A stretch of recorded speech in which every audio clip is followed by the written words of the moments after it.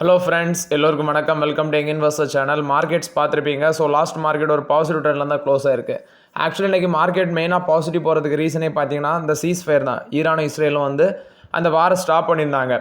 அதுவும் பார்த்தீங்கன்னா காலத்தால் ட்ரம்ப் அனௌன்ஸ்மெண்ட் பண்ணுறாரு வாரம் ஸ்டாப் பண்ணிட்டோன்னு.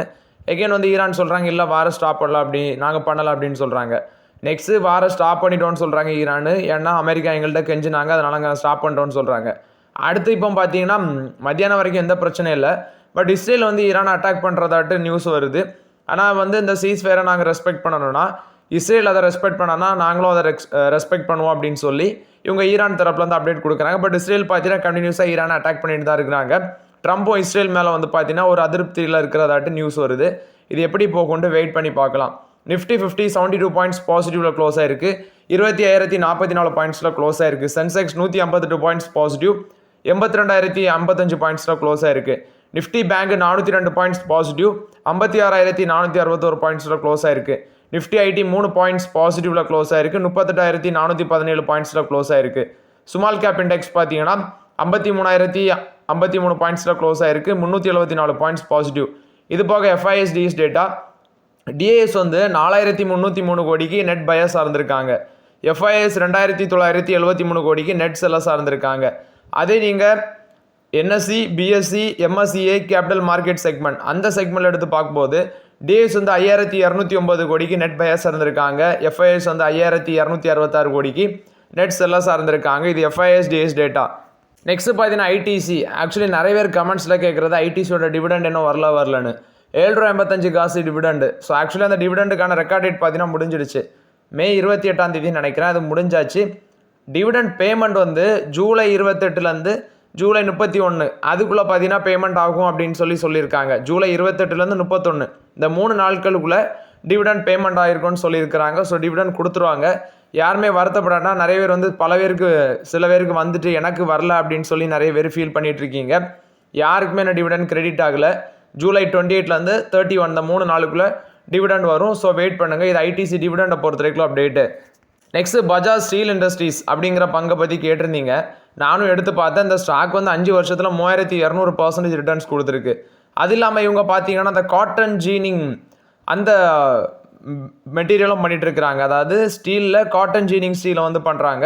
$5 மில்லியன் எக்ஸ்போர்ட் ஆர்டரும் பார்த்தீங்கன்னா வின் பண்ணியிருந்தாங்க ஒரு மாதத்துக்கு முன்னாடி.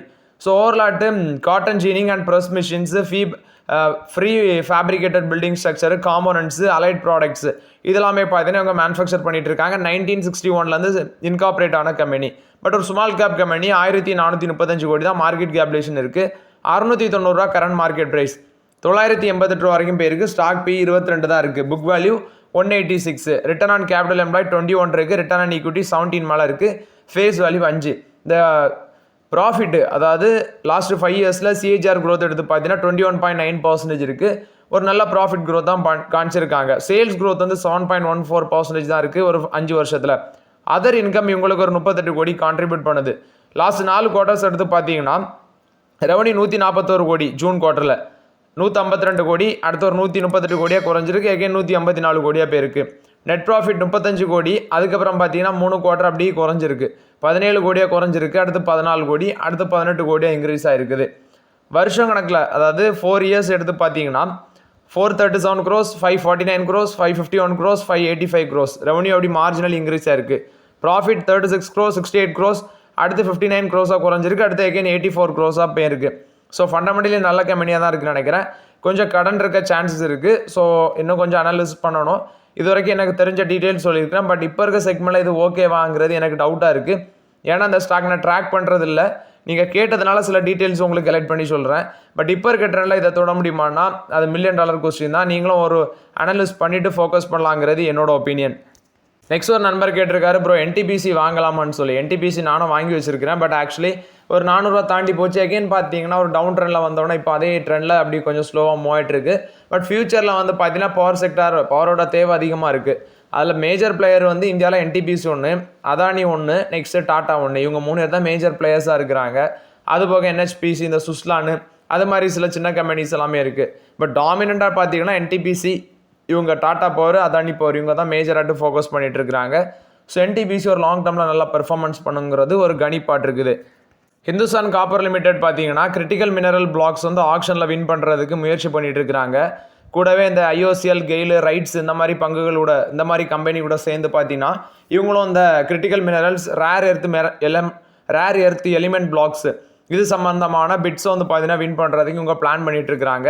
One of the diversification strategy ஆட்டி இதை பார்க்குறாங்க. ஸோ நான் பைண்டிங் அக்ரிமெண்ட் வந்து IOCL கெயில் இவங்களுக்கு கூட அந்த கம்பெனி விரைவில் போடுவாங்க அப்படின்னு சொல்கிறாங்க.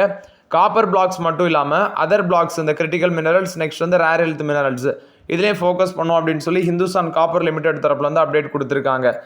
நெக்ஸ்ட் பார்த்தீங்கன்னா ரீமஸ் ஃபார்மசூட்டிகல்ஸ் ஆக்சுவலி மார்க்கெட் கேப்லேஷன் இந்த கம்பெனியோடது 1068 கோடிக்கு. இது ஒரு ஸ்மால் கேப் ஃபார்மா ஸ்டாக்ஸ் தான். இவங்க வந்து பார்த்தீங்கன்னா trading and export of active pharmaceutical ingredients next வந்து ஃபினிஷ் ஃபார்முலேஷன் அடுத்தது டெக்னிக்கல் கன்சல்டன்சி சர்வீஸ் இது வந்து ப்ரொவைட் பண்ணிட்டு இருக்காங்க. 2015 இருந்துச்சு.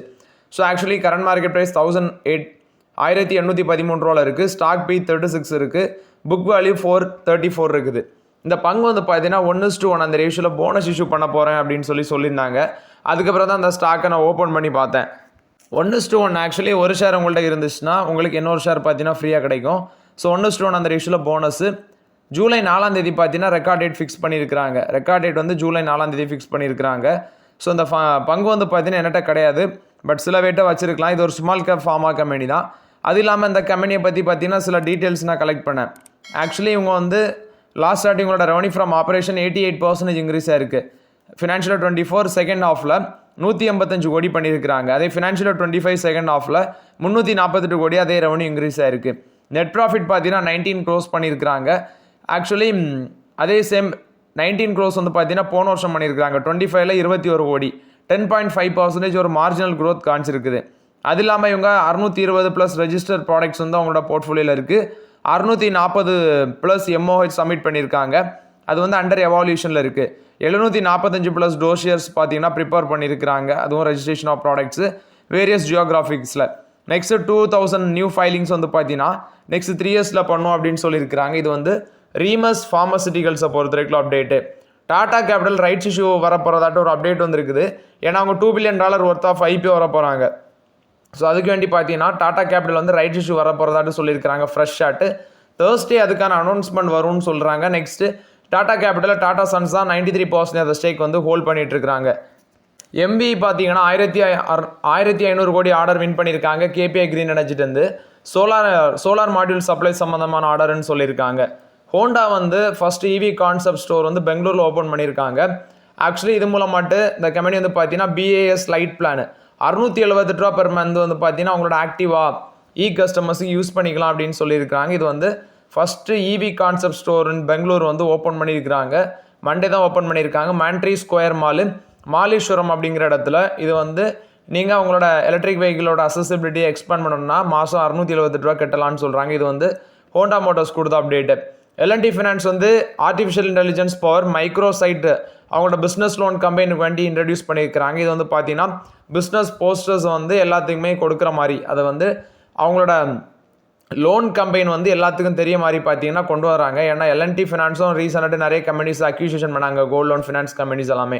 ஸோ இப்போ வந்து பார்த்தீங்கன்னா கம்பைன் பண்ணணும், அதாவது பிஸ்னஸ் எல்லாத்துக்கும் தெரிய மாதிரி கம்பைன் பண்ணுற மாதிரி L&T ஃபினான்ஸ் அவங்களோட பிஸ்னஸ் வந்து பார்த்தீங்கன்னா ரேப்பிடாக எக்ஸ்பான்ஷன் பண்ணிட்டு வராங்க.